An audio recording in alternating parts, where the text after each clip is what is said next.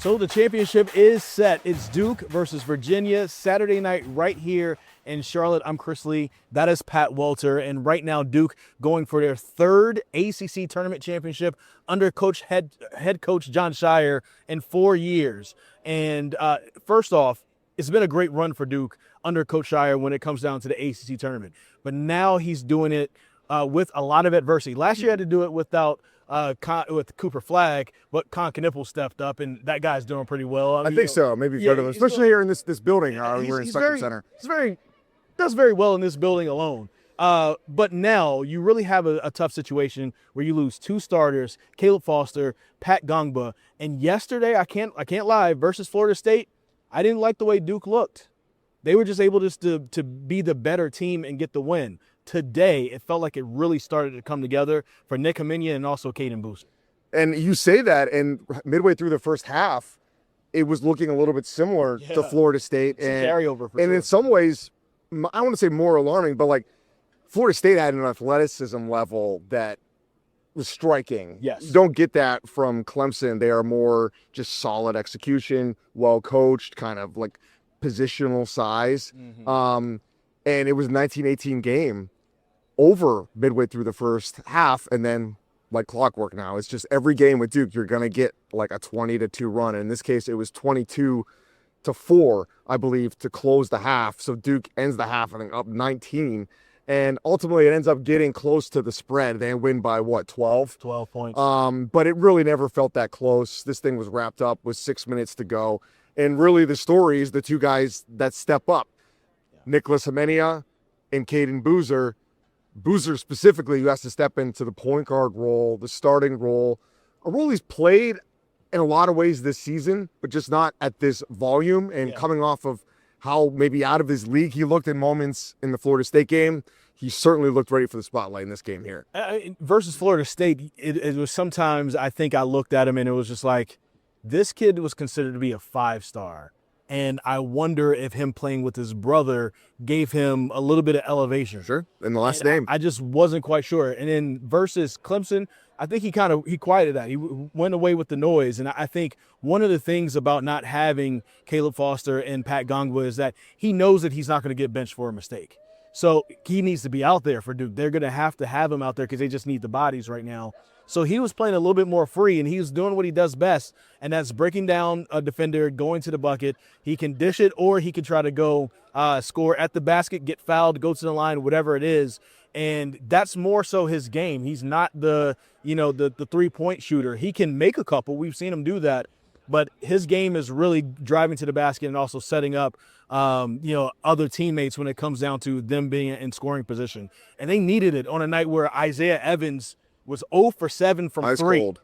Ice cold in this building in his hometown in Charlotte, North Carolina. And those guys stepped up.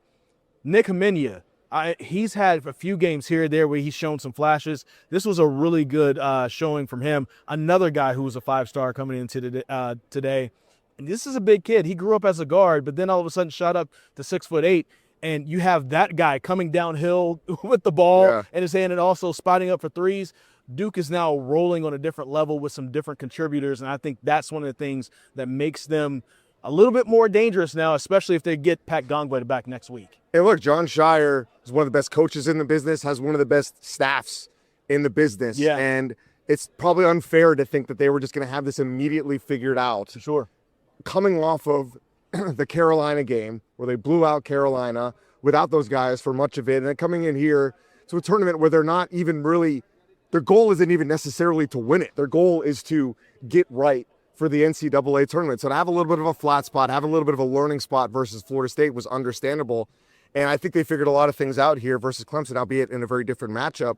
And everything you said about Caden, I agree with. Like, first basket of the game Duke scores is a Caden Boozer attacking the rim. Whereas opposed to the Florida State game, where some of the first shots he took were wide open, flat threes, that he didn't even necessarily look like he wanted to take. When you leave him that open, you almost feel compelled to. Right. So Scheyer, after the Florida State game, said that he needed to put his guys in a better position to succeed.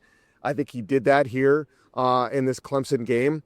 And he also said that it's going to be point guard. It's not all going to be on Caden Boozer. It's point guard by committee. And in a lot of ways, Cameron Boozer is ultimately the point forward, Yeah. if you will. They're running the offense through him. He's the best passer on the team, Caleb Foster included. And I thought everybody slotted into roles pretty well in this one, top to bottom. And defensively, I was impressed too, because Hamenia had a nice, like, put the sword in, or is it like a seatbelt locked up, or is it Yeah, put the seat sword belt, on seat sheath? belt. I like the idea of it going to a sword, but it's a Lock 'em in. seatbelt. Yeah. Yeah, that celebration on lock here, pun intended. And although he gave a shout out to his toughness to his parents from Belarus, who are also a pair of hoopers. Yeah, good story for him. One of the things that struck me about this game is that this year we haven't gotten the double Boozer game yet, right? These guys were a package deal. Caden Boozer, Cameron Boozer coming to Duke together. Their father, of course, really great Duke player from back in the day, won a national championship, won ACC championships, and these guys followed their dad's legacy to come to Duke, and they were so highly touted. These guys were touted as winners. They won all those state championships down in Florida. They won AAU championships with Peach Jam and all that. And we get here, and it's Cameron Boozer.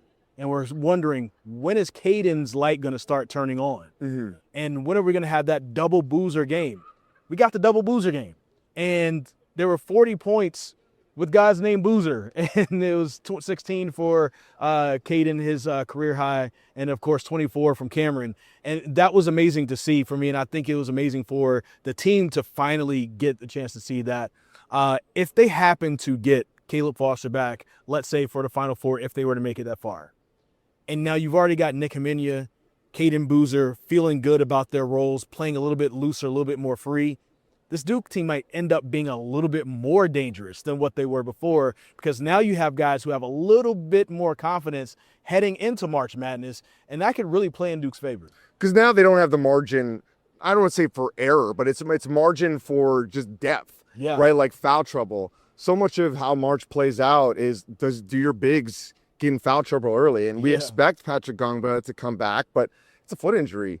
You never know. Never know with those. The re-aggravation is possible. Anything's possible, right? It's basketball. It's a sport. It happens in real time. So they've lost some of that margin, certainly without Foster for now. I mean, quite literally, they are promoting an emergency practice squad player. Yeah. Was Brock Davis? Brock Davis. Brian Davis's son. If you guys are Duke fans, you remember from the 1991 and 1992 championship teams. That's his son. And he's all of a sudden, he was on the practice squad. All of a sudden, now he's on the team. He's on the roster. Yeah, we were like, who's number 50? And, the SID, Kyle Servo was letting us know. I actually talked to one of the assistant coaches about it. He had a laugh about it before the game. He goes, I heard you guys were asking about him. And I was like, yeah, we think it's a great story, because it is. And it's cool to see Brock out there. I don't think we're going to see Brock play in a game, but it just kind of speaks to how thin the margin is. And it's funny to say, like, with a team like Duke, it's like, they don't have enough depth. It's like, every one of their guys is a guy. Yeah. But, some of the guys on the bench after Darren Harris just aren't ready to play, or they're going to redshirt. So it's going to be an 8-man rotation here going forward. Yeah, I think last year you could legit play 11 guys if you wanted to, including Darren Harris. And then you also had, I think, 4 walk-ons after that, including Cam Sheffield, who's back this year. This year, you really don't have that luxury because, I can't get his name right. Sebastian Wilkins. I was going to say Ifeanyi Ichuku. I can't say. Give him some grace. He tried. You can Google it. He had a knee injury that took him out, but he was one of those guys that, in a pinch, if you needed some big guys, kind of like how NC State uses Scotty Abube, when you just need a spell for a big guy. Eat some fouls. Play some quick defense really quick, and then that can spell some time for our big men. They lost that option when he went down with a knee injury earlier this year in practice. So that leaves 2 walk-ons right there, and Jack Scott and Cam Sheffield. And then you have Gongba and Caleb Foster out. So Duke essentially was down 4 players, or 3 players. Is my math correct? 3 players. We're approaching 1 a.m. here, folks. 3 players for their roster. But that's a big hit, especially if something else were to happen in a 3-day tournament situation, or 3 days for Duke like that. And so that's going to be very interesting. I do want to read this because I did see this on Twitter, and you brought up Pat Gongba. In the press conference, we were interviewing players, so we missed what John Shire said. But this is a quote from him. As far as Pat goes, Pat is working his butt off every day. He took another step another really good step with our medical team today. So he's trending in a great direction from where he's going, which is exciting for me, very exciting. So it sounds like things are on track for Pat Gongwa to possibly play next week in the NCAA tournament. And I think what I've learned from watching Duke play without him here in Charlotte is that as much as you appreciate everything that Caleb Foster brings to this team, from the leadership to the experience to just the poise, the reliability, he's not 7 feet tall. No. And nobody on Duke is 7 feet tall. As good as Boozer is, he's not that. He's not a true rim protector. He's a great rebounder, a great passer, a great finisher. He's not the rim protector that Gongwa is. And just that length has such a huge effect. And I'm watching Duke here versus Florida State, where they just weren't able to clamp down defensively the same way they are with Gongwa out there. And I think you saw that early on here versus Clemson, where they just weren't able to separate initially. Yeah. And I think Gongwa just really helps them do that at both ends, whether it's just being that 7-foot body in front of the rim or being somebody that could play the two-man game to perfection with Boozer. So they really, really need him back. Do I think they could win a national title without him? No. Probably not. No, I guess we don't really necessarily need to have that conversation yet, because he's not like he's ruled out for the season or anything. But I just think that's really sunk into me just how valuable this guy is, and he hasn't gotten enough credit all season as, a second or third leading scorer as well for this team. That Florida State games goes, I think, a little bit differently, a lot differently, I think, if he's on the floor, because Robert McCray was getting into the paint almost any time he wanted to. And if you have him back there anchoring that defense, Robert McCray is going to think twice about going there. Like, Malik Brown is a big man. He's 6'9", has good size, very athletic. He's not 7 feet tall, as you said before. He's not as big of a force as Gongwa is. And Gongwa wasn't touted as a guy who could be a shot blocker. He's been a pretty decent shot blocker this year. So, like, when you have that and that's there, guards are going to think twice when they come into the paint. And so that's one of the reasons that he was needed defensively. Offensively, of course, like, he helps run their offense. If somebody else is going to bring it up, he'll come right there into the top of the key, have the ball, look over, everybody will do their little actions, and he's also a great passer and hitting people in the right spots, and where everybody can kind of be free, and the big man is the one that's setting up, or as you said, being the rim runner, being in a pick and roll situation, playing a two-man game, and you can just lob it up, and he's right there because two people are going to pay attention to Cam Loser. And so you're missing a lot of that, and him being back is going to be huge for Duke, but also he can have some time to spell if his foot is still injuring him or hurting him because of that injury, because now Hamenia is stepping up. And I don't think people are realizing what he's doing and how impactful it is for Duke. He's essentially playing a big man's role at 6'8", but he has guard skills, and he's helping to also bring the ball up the court and initiate offense. Mm-hmm. He's playing 4 and 1 at the same time. Think about that. Yeah. He's playing power forward and point guard at the same time. I can't say enough about what I've seen from Hamenia in the last couple of games and how he's really stepped up as well. Yeah, it's great to see these guys. And we were talking to Hamenia, and I asked him about just the buy-in, right? Like, how does Shire do this? It's so hard. I mean, I've heard stories about some of the inner workings of Carolina this season. Not that they're, like, dysfunctional, but some of the stuff, like the buy-in, I don't want to get into the specific example, but just like it's not necessarily all there with everybody all the way down the lineup. Yeah. And with Duke, it's like what they're dealing with these guys, what they're coming in with, the amount of pedigree that they have, and always being the guy their whole life, and they have this. It's almost like it's like a status symbol to be one and done. For sure. And I think Isaiah Evans was a guy that probably wanted to be. Yeah. Right. And you can't be one and done unless you play, unless you start, unless you score. Now, some NBA teams can see through that, when you're Adame Sarr and your, like, measurables kind of pop. For sure. Independent of your stats. But for a guy like Nicholas Amenia, that's not going to happen unless he's out there balling. And, for him, he was just like, what feels good? Winning. Yeah. And, for sure. And that's what this ultimately comes down to. And these guys understand that if you win, the spotlight gets on you. You're at Duke, people are going to look closer. So maybe at other schools this isn't possible, but it is possible here, and much easier said than done to get this group year after year to do it. And to build on what you're saying there, like, I think one of the reasons they're able to buy in, something that I feel like I've heard from every Duke player at some point this year, is there's a reason I'm at Duke. They know they're a really good player. They know that they're one of the best, and them buying into the role doesn't mean that they're any less than. It's just that this is what they need to do to get this team to its highest level of success possible. And that's powerful when you can be a head coach and you can still say, you're still Nick Amenia, the 5-star that also played some U18 games for Team USA and won some international gold. Yes, you're coming in and you're coming off the bench and you're not playing as many minutes sometimes, but you're still Nick Amenia. Remember that when we need you to go out there and play for 30 minutes. And he remembered that tonight here in Charlotte. And I think that's one of the most powerful things for a head coach to be able to do for his team. Quickly, you want to get into the matchup with Virginia a little bit. I mean, we've had a chance now to see them in person.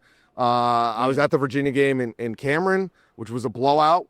But now seeing Virginia here, it's hard for me to understand how that game was such a blowout, because Virginia looked great against NC State. As hard as NC State played against them, they looked even better versus Miami here tonight. They are long. They have a great coach in Ryan Odom. Who's probably the second best coach in the ACC this season. And they have a lot of length, too, to match up with Duke. And this time, Patrick Ong was not out there. So I think Virginia stands a shot to potentially win the ACC Saturday night. We just looked at the box score from that game, and we just noticed that outside of DeRidder, there's really not a lot of people scored. Not even in double figures. I think he was the only one. I could bring it up while you talk. Not a lot of people scored in that game. And so one of the things I think is very different, because I watched that game on television, and it struck me how much Virginia settled for three-pointers. And they missed a lot in that game. And Cameron is a tough place to play. You're going to have an all-around game.